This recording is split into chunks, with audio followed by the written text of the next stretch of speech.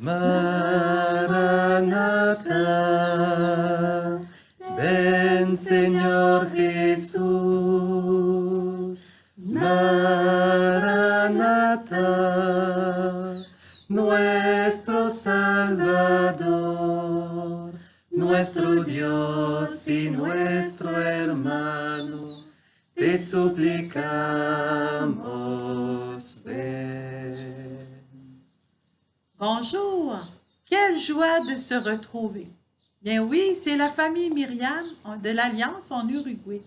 C'est pour ça qu'on t'a chanté le refrain en espagnol.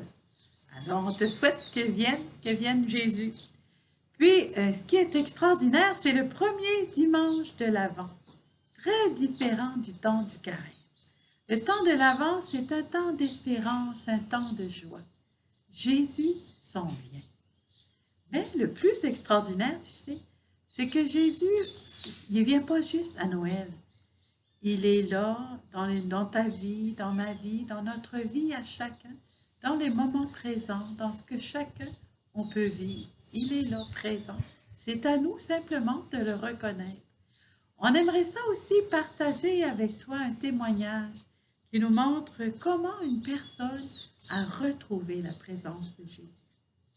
C'est vrai, l'année passée, au temps de l'Avent, on a rencontré un homme qui a vécu une grande épreuve. Et suite à cette épreuve, il était très dépressif. Alors, on l'a invité à venir participer à la prière des laudes avec nous. Il était très fidèle à y venir. Puis, il a commencé aussi, il est revenu à la messe, tous les jours aussi avec nous. Et de temps en temps, il venait travailler, faire un petit travail ici, sur le terrain.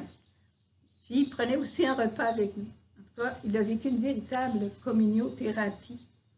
Et on a vu qu'il s'était laissé vraiment guérir par Jésus. Jésus l'a refait à travers les sacrements, à travers l'accueil de la famille, à travers notre vie toute simple de tous les jours.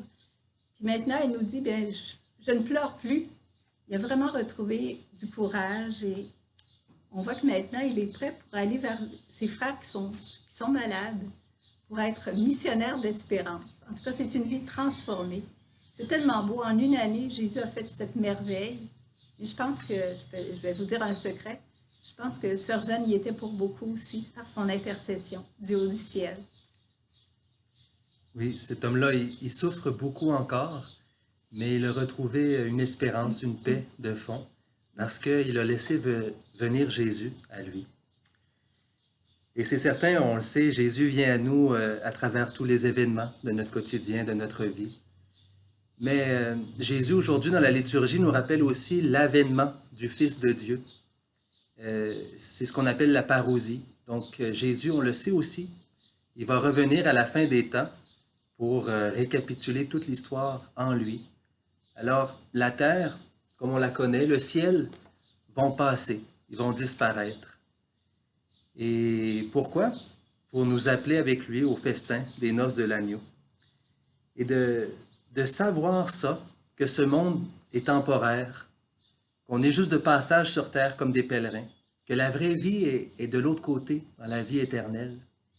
Savoir qu'on est fait pour le ciel, ça change vraiment notre façon de vivre le moment présent.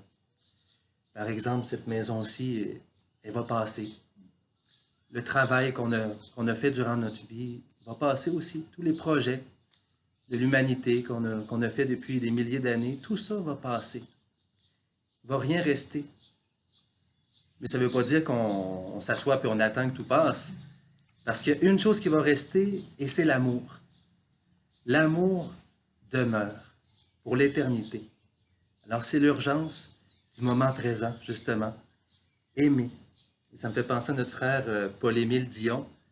À la fin de sa journée, comme enseignant, il aimait faire un examen de conscience et sur quel thème il le faisait, il se demandait, est-ce que j'ai été assez bon avec mes élèves? Puis il repassait chaque élève. Est-ce que j'ai été assez bon?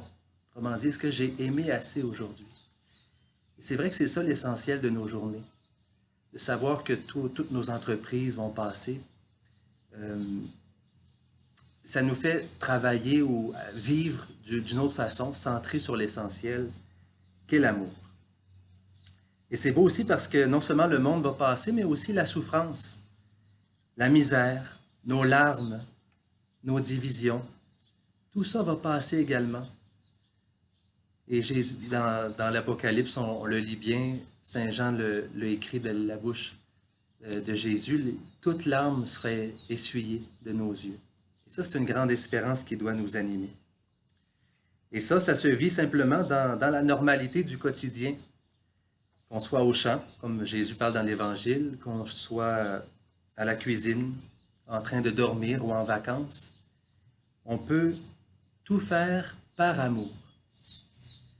Faire avec amour.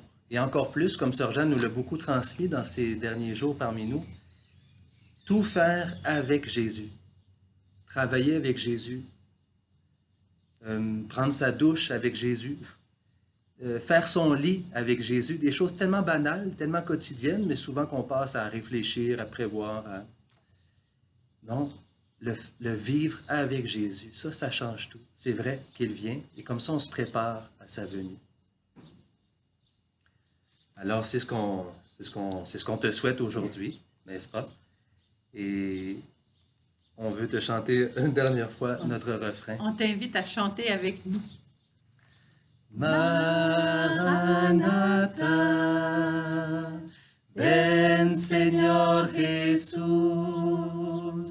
Maranatha, nuestro Salvador, nuestro Dios y nuestro hermano, te suplicamos, ven. Jésus.